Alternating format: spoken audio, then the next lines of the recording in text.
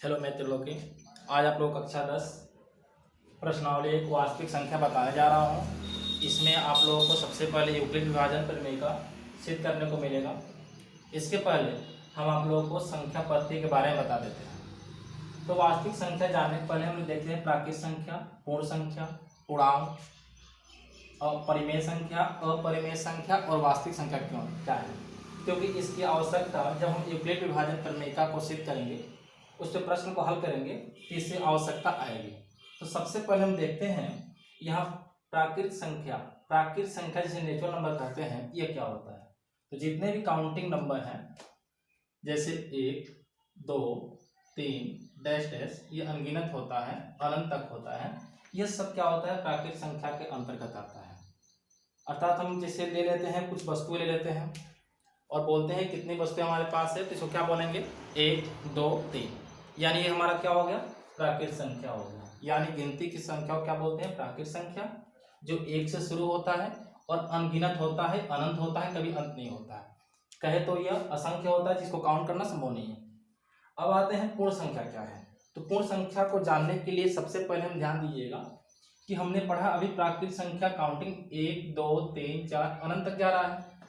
लेकिन अगर मान लो हमारे पास कुछ भी ना हो, हमारे पास कुछ भी नहीं है, तो इसको क्या बोलेंगे, इसको हम लोग बोलेंगे जीरो। यहाँ पे हमारे पास कुछ क्या है, जीरो है, अर्थात हमें जीरो की कमी हुई, इसलिए हमने प्राकृत संख्या के समूह में क्या लगा दिया, जीरो लगा दिया। क्या लगा दिया, इसमें जीरो लगा दिया।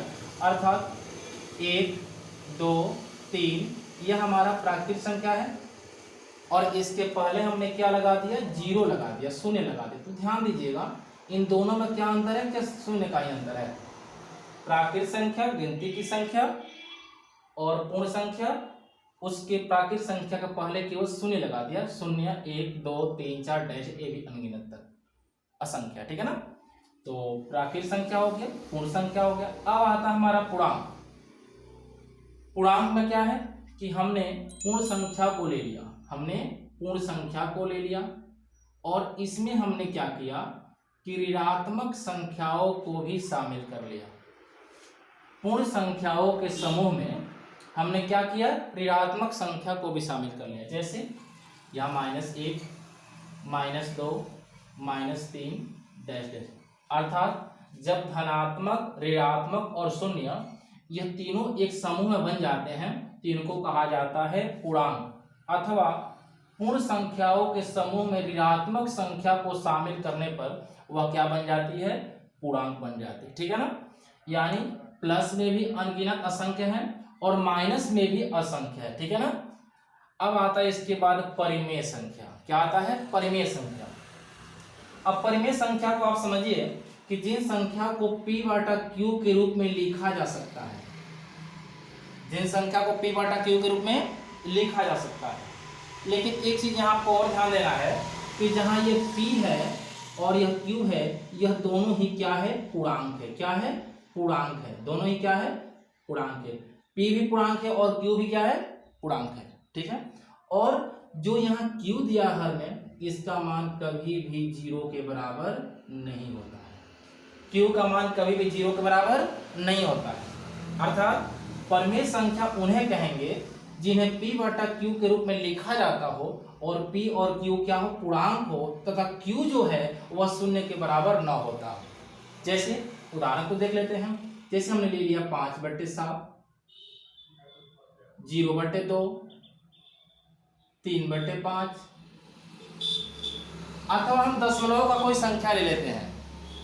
जैसे मान लो ले लिया जाए 1.5, 1.5, तो 1.5 को हम क्या लिख सकते हैं, तो 1.5 को लिख सकते हैं 15/10। अर्थात यहाँ भी देखिए 15 भी पूर्णांक और 10 भी पूर्णांक, अर्थात यह 1.5 भी क्या है, परिमेय संख्या है। तो जिन्हें p/q के रूप में लिखा जाए और q 0 के बराबर न हो तो उन्हें परिमेय संख्या कहा जाता है, ठीक है। अब आते हैं हम इसके बाद अपरिमेय संख्या में। तो अपरिमेय संख्या में क्या होता है, जिन्हें p/q के रूप में नहीं लिखा जाए, जिन्हें p/q के रूप में हम नहीं लिख सकते हैं, p/q के रूप में नहीं लिख सकते हैं। एक चीज यहाँ समझने वाली बात है, हमने बोला परिमेय संख्या में p और q के रूप में लिखा जाए, जहाँ p और q क्या है, पूर्णांक है। क्या है, पूर्णांक है। और क्यू 0 के बराबर नहीं है। हमने ये पढ़ा भी। अब यहाँ भेजिएगा, जिसे p बटा क्यू के रूप में नहीं लिख सकते हैं, जिसे p बटा क्यू के रूप में नहीं लिख सकते हैं। जैसे हमने यहाँ ले लिया √2, तो कुछ बच्चे बोल सकते हैं कि हम √2 बटा 1 भी तो लिख सकते हैं। जैसे इनमें हमने जितना भी संख्या था 3 बटा 1 लिख सकते हैं, तो उसी तरह इसमें बोल सकते हैं कुछ लड़के रूट अंदर 2 बटा 1, जैसे √3 3 बटा 1, तो ये भी तो परिमेय संख्या बना सकते हैं। नीचे हम 1 रख के इसे बना सकते हैं ना कुछ, लेकिन यहाँ ध्यान दीजिए क्या हो रहा है। हमारा प्रश्न बोला है p बटे q के रूप में दोनों पूर्णांक हो। यहाँ पे क्या है √2 एक पूर्णांक नहीं है, यह क्या है पूर्णांक नहीं है। जब यह पूर्णांक नहीं है तो यह जो संख्या है वह एक परिमेय संख्या नहीं है, अर्थात यह क्या है एक अपरिमेय संख्या। क्या है यह एक अपरिमेय संख्या है। साथ में एक चीज और ध्यान देना है कि अगर दशमलव की किसी संख्या को लिखा जाता है और वह लगातार कटते ही रहता है, मतलब कि वह कभी रुकता नहीं है, निश्चित मान नहीं आता है, ऐसे लगातार आते ही जाता है, यानी एक तरह से कह सकते हो कि दो दशमलव प्रसार है, अशांत अनावर्ती हो, तो यह क्या होता है अपरिमेय संख्या के अंतर्गत रखा जाता है। अब आता है जैसे पाई हम ले लेते हैं, पाई भी क्या है अपरिमेय संख्या, पाई भी क्या है एक अपरिमेय संख्या। लेकिन जो हमारा पाई का मान रखते हैं ना 22/7, यह क्या है 22/7, यह हमारा अपरिमेय नहीं है, बल्कि यह क्या है परिमेय संख्या है। लेकिन आप कहेंगे कि पाई का जो मान होता है 22/7 होता है, तो यह भी तो एक परिमेय संख्या होना चाहिए, यह भी तो दोनों आपस परिमेय होना चाहिए या दोनों अपरिमेय होना चाहिए। लेकिन यहाँ आप ध्यान दीजिएगा, जो पाई का मान है वह 22/7 के बराबर नहीं होता है, बल्कि 22/7 के लगभग होता है। क्या होता है लगभग, यह लगभग का चिन्ह होता है, 22/7 के लगभग होता है। यानी प्रश्न को हल करने के लिए, सुविधाजनक बनाने के लिए पाई का मान हम 22/7 रख लेते हैं। ठीक है, इसके बाद हम लोग आते हैं